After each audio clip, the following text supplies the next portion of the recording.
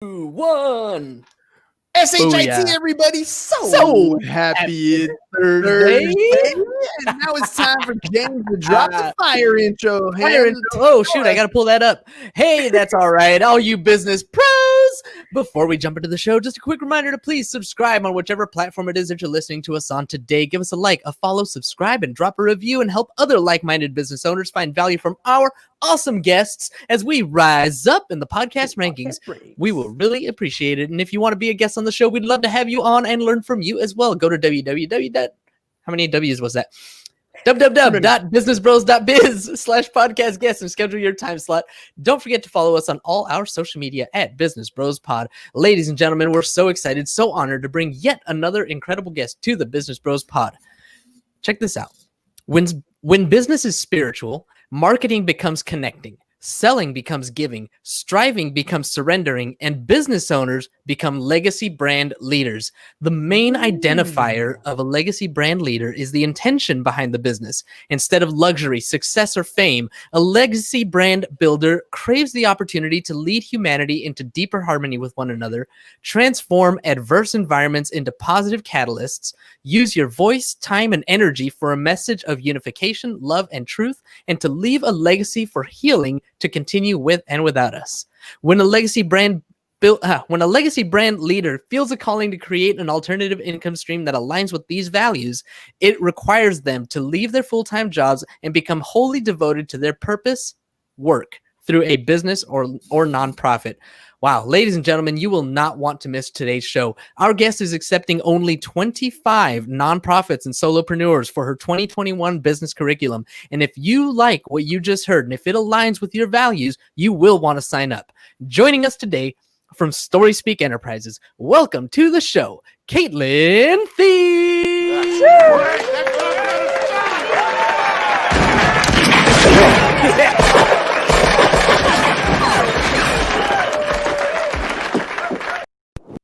That's so perfect. Shut up and sit down. The Business Bros Podcast was created for you. Learn from the business professionals who come to share their stories. Find out what's working in business, on social media, what's hot and what's not, straight from the mouths of successful entrepreneurs out there doing the real work. And now, welcome to another episode of Business Bros. All right, Caitlin, before we horribly cut you off right there, right? That was terrible. Shut up and sit down. Right? Wow. I gotta admit, that was perfect timing. That was perfect timing. You couldn't have done anything better. Too good. Yeah, I'm gonna blame you on that one. You that were was a little bit late on the video intro. I double tapped. That was my bad, dude. I double tapped. Too good. But Caitlin, welcome to the show. Thanks for reading all of that from my website. Great job. No problem. Honestly, if I knew. No. It was fine. It was great. In fact, the reason why I read the whole thing was because to me it was instantly inspiring. It is something that, I immediately align with. It's very authentic. It's very real. It's, I'm a heart-driven, emotional person. So like all that kind of stuff, like totally speaks to me. So I was like, hell yeah, I'm reading this whole damn thing. This is me. Awesome. Good. Plus, it's our show. We can do what we want. Right. That's the bottom line, right? That's the bottom line. That ain't no country I ever heard of. They speak English and what? Exactly. All right, Caitlin. Well, welcome to the program. We're here to get to know you. So tell me something a little bit interesting about yourself. Well, can I mention? I'm going to say two things. Okay. One, I'm a twin. Oh. So I'm not actually talking to Caitlin. Right. My brother-in-law says, he's like, how do I know you're Caitlin? Yeah. It's a mystery. And then second one is I actually started living off grid recently. Well, so much for that. Now the world knows where you are. Okay, well, you your IP address and you're being tracked down right now. Watch out. You're going to hear a knock at your door. Yeah.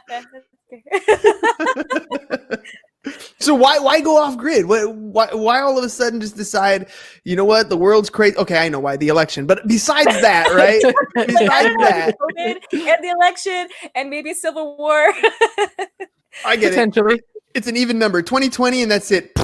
After the Kobe incident, that's it. I'm going off grid. This isn't even happening. What? COVID? No. What? Election? Crazy? No, I'm done. I'm out of here. Let's go.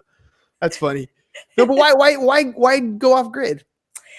Because I've always been like really into nature and self-sufficiency, right? Especially as business owners, right? Self-sufficiency.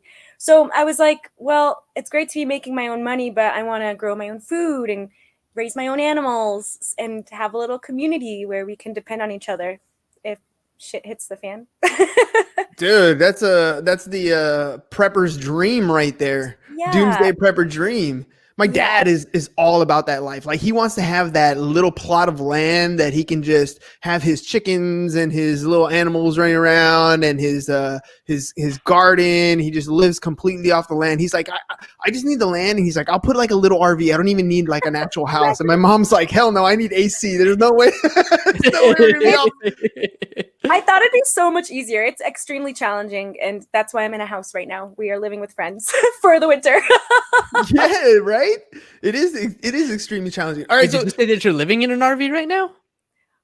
No, we were temporarily, but we're living with a friend right now. I said. Because I missed that part. Because I loved the year that I was RV living. It was fantastic. It was great. Right? It's the best experience of my life.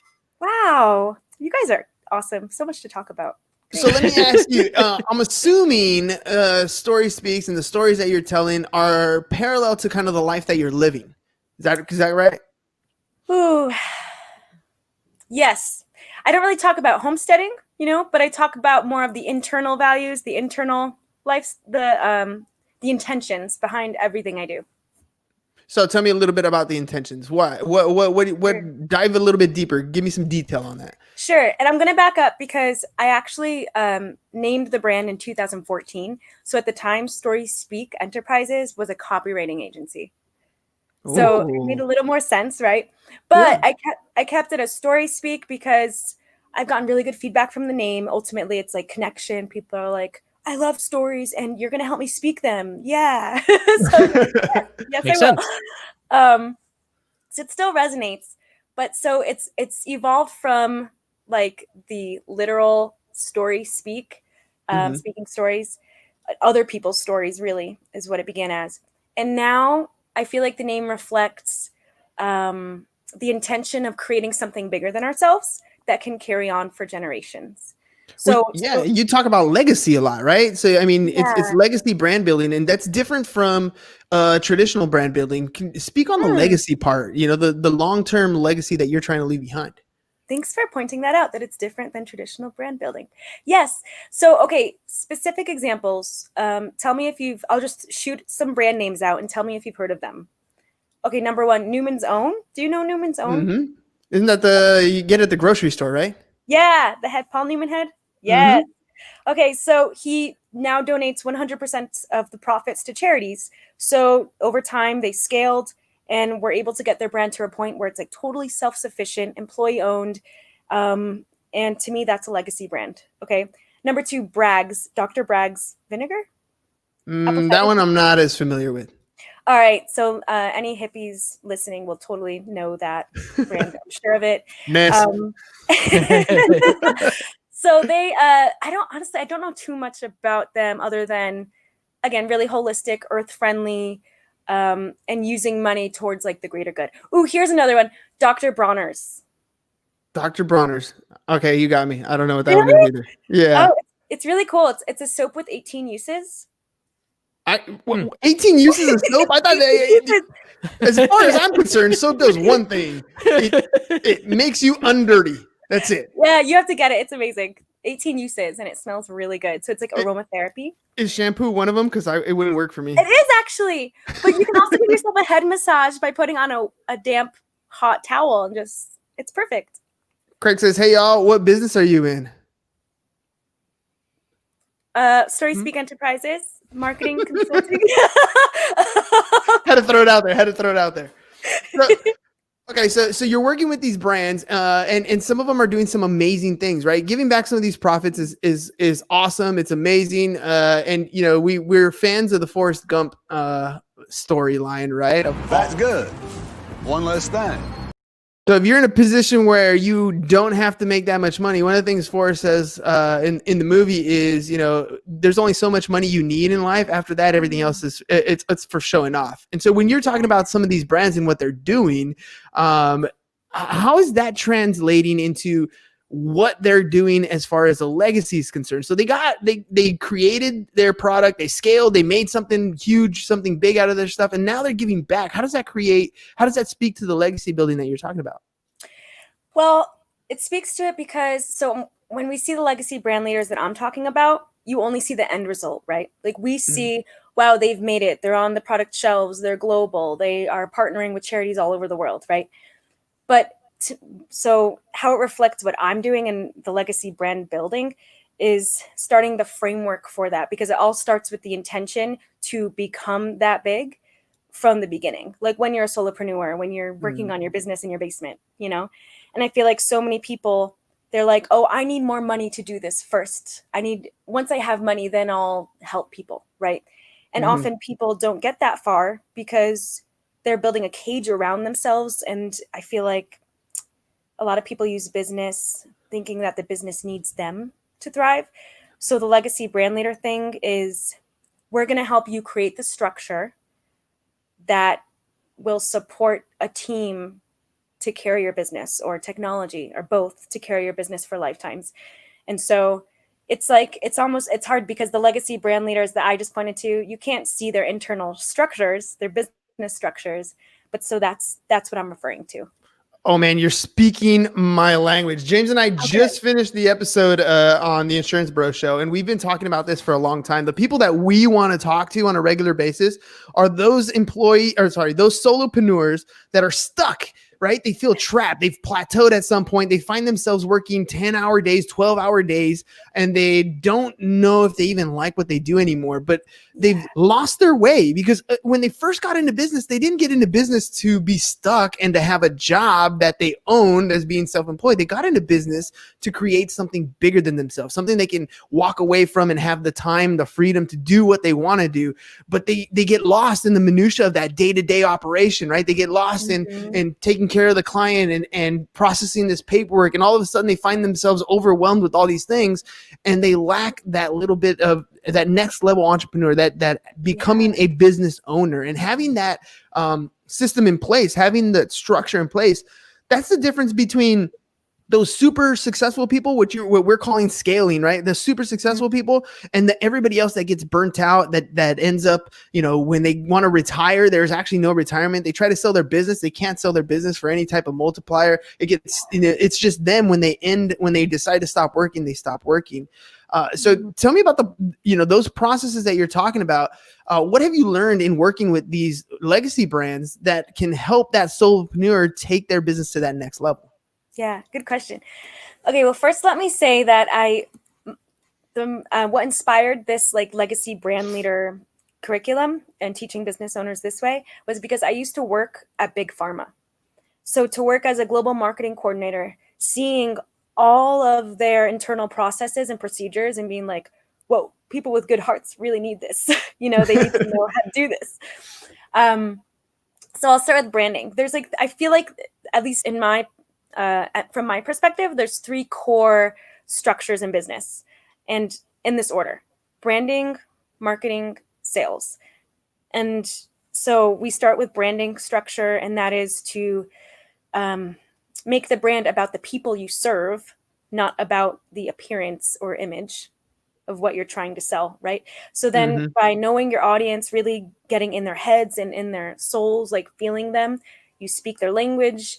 And from there, being able to have procedures to teach teammates, current or future teammates, how to replicate this brand experience, right? And these brand feelings and everything.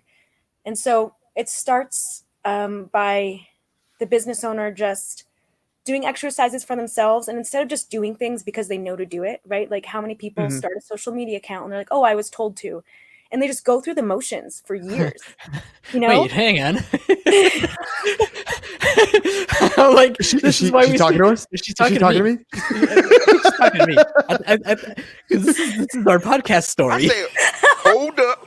Wait a minute. Wait a minute. Oh, Oh, yeah. So you understand perfectly then. People Yeah, know. absolutely.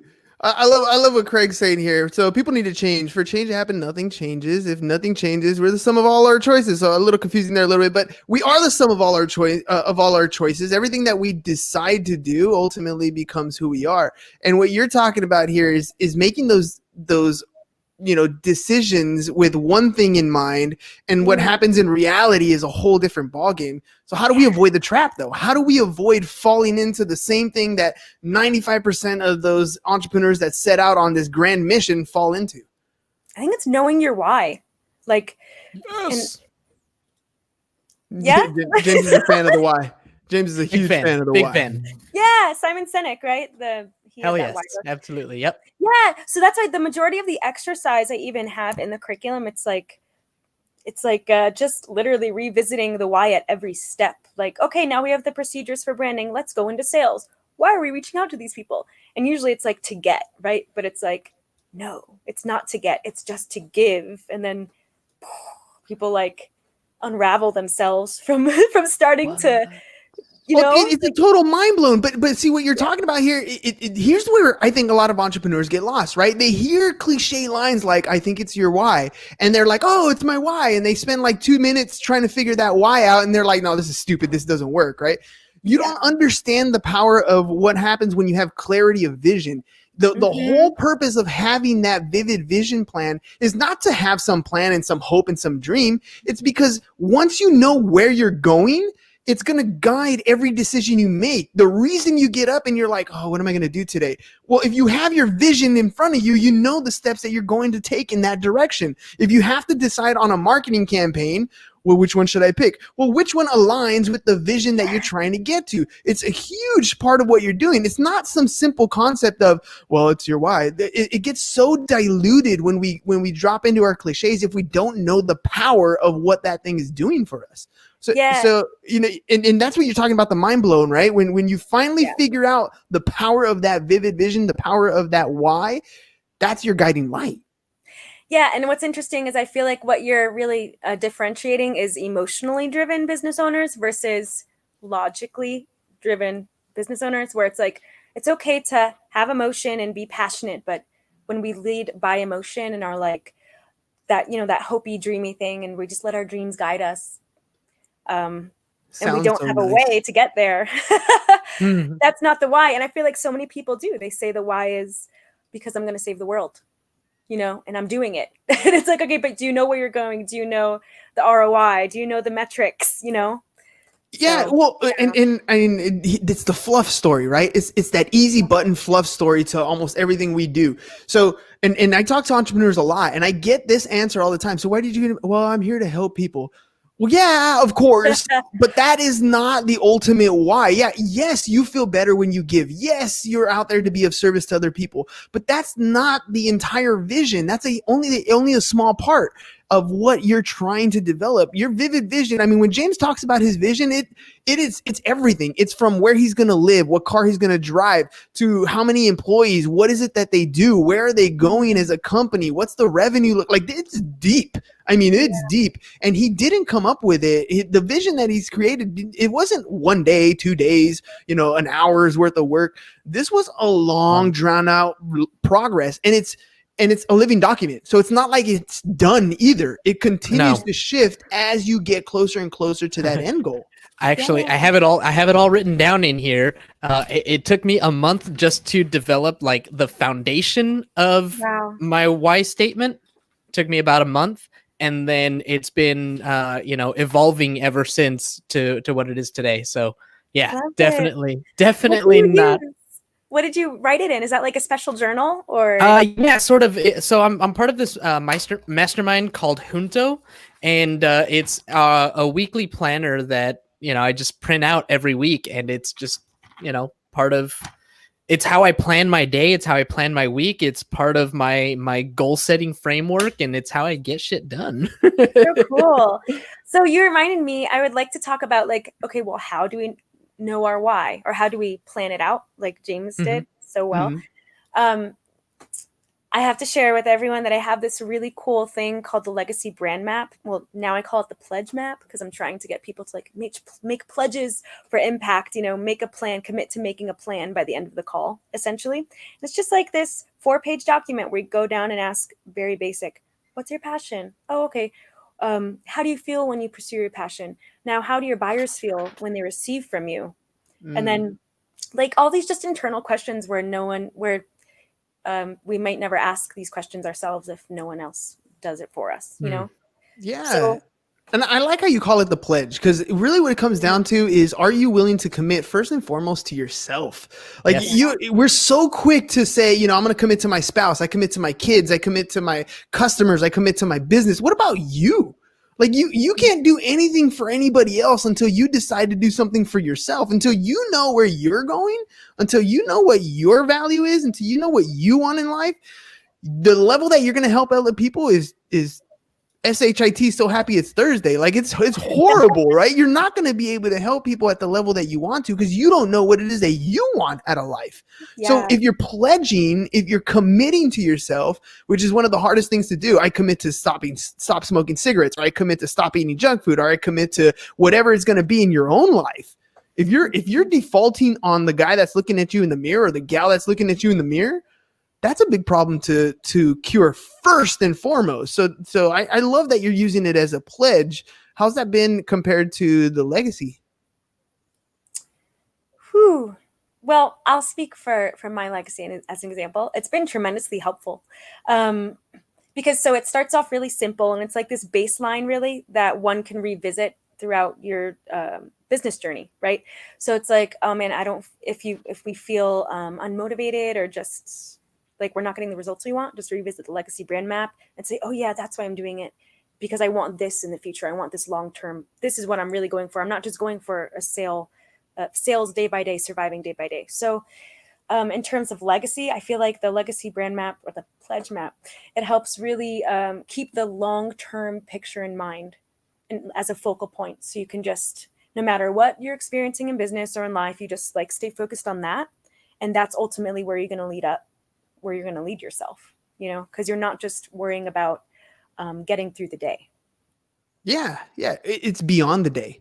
And I'm surprised if people actually plan their day.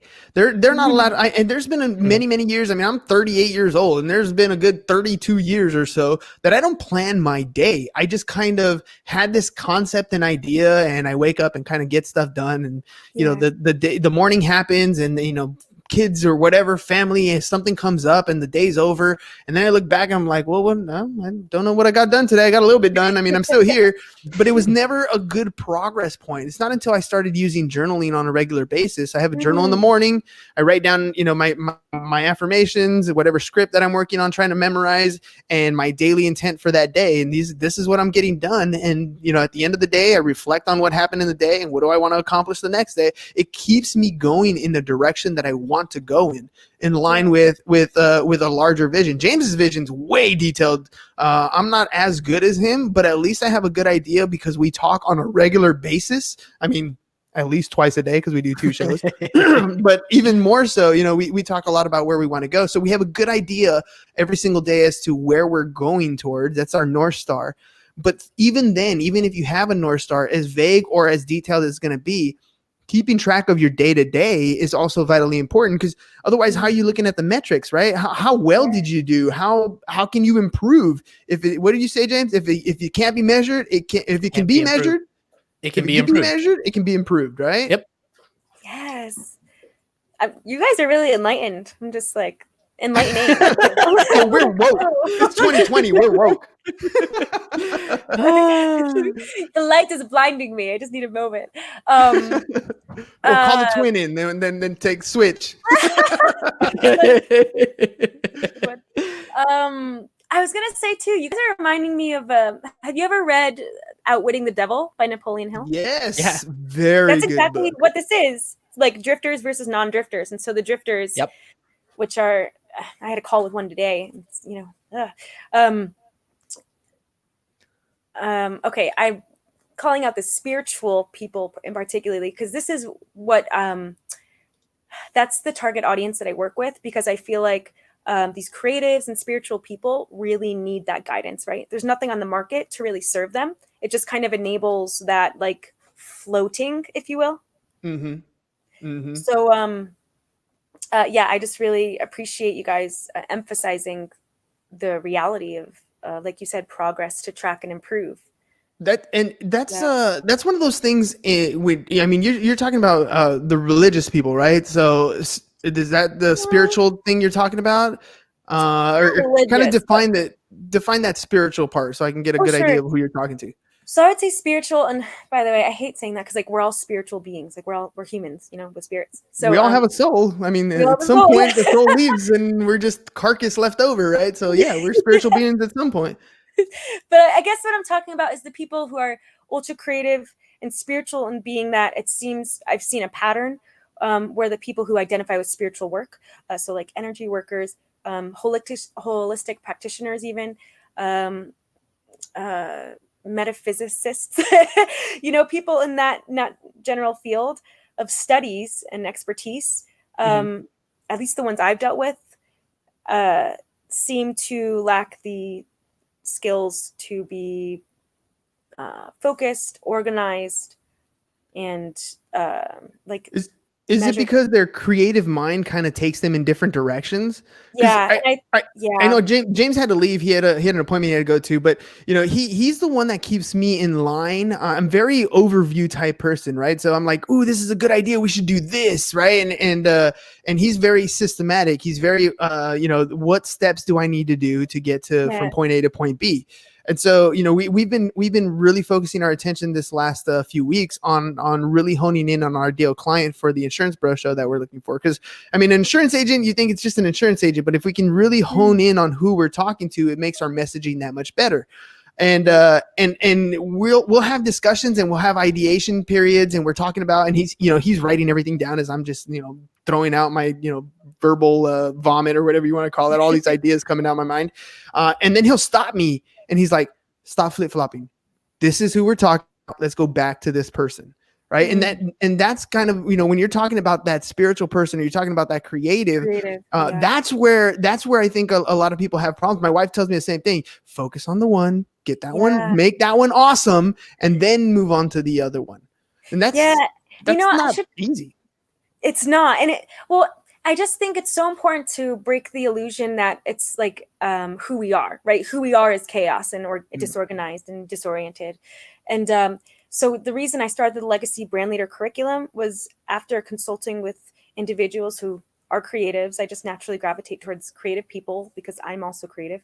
And, you know, they'd pay so much money to consultants and for people to fix their problems, but they would never invest in learning why they had problems to begin with, or why the corrections from the consultant worked, you know? And so I feel like, you know, in other words, you pay so many people to tell you that none of them are actually going to tell you that you're the problem, and they're going to try to fix everything else about you, but nobody's going to sit down and tell you, look, dude, look in the mirror. You're the freaking problem here.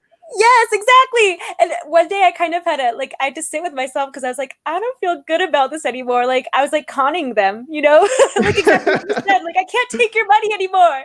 I just want you to learn. you got to make a change, right? You have to, at some point, you got to decide that and take that accountability, take the responsibility that the change falls on you. There's nobody else.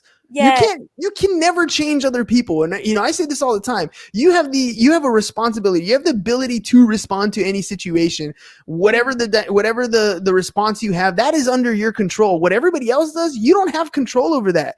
So, and we spend so much time when you're talking about creatives or even entrepreneurs or whatever, we spend so much time trying to change other people, change their vote, change their opinion, change their point of view, change other people, when it's us. That's the problem. If we change our own perspective, our own opinions, our own beliefs into where we want to go, the rest doesn't matter. Like the other people will fall into place. I promise you, but you have to look inside first. Yeah. And that's such the cool thing about it is instead of worrying about hiring the right person for marketing or getting the right results, once you know what you're doing and like, proven and test what works, then you just hire someone to do what you know works. And so it like eradicates so many problems thereafter. So it's really cool. It's so funny. If you can just unplug yourself, it'll probably work better. Take yourself out of the total equation, be the outside person looking into your own life. And guess what? It'll probably solve the problem. Now, Caitlin, it's been awesome talking to you. I've had a good time talking to you. And honestly, this sort of stuff, the whole accountability, the whole, building legacy, saying things like, oh, I want to give back versus actually building a brand and a business that actually does that. That speaks, volumes to the way I was raised as a kid, parents and stuff, but also to the way we operate our business. Literally on the Insurance Bro Show, I told you, and we're finalizing this, but basically we're going to be, our little motto is going to be, we're the company that overpays their agents and gives away cool shit. Like that's going to be our motto, because that's what we do. We love to, I love to incentivize people and be like, you totally earned this extra cash. Here you go. That's for you. Oh, you need more education. Cool. Here's the training manual. What, you need this? Here you go. Like we love to give away cool stuff and at the same time pay the people, more than what they're worth, because we know that overall that's going to be something that brings us more credibility, more leverage, more legacy over time. Yeah, I love it. It was so great speaking with you too. Thank you so much. Yeah, thanks for coming on the show. All right, ladies and gents, SHIT for sure. Or you know what? Before we go, because I always forget this part, can you tell our listening audience, especially because they might not be able to see what's on the screen, how do they get a hold of you if they want to work with you? Okay, you can reach me on Instagram and Facebook, but I prefer Instagram, storyspeak.enterprises or storyspeak.net. That's how you can get a hold of me.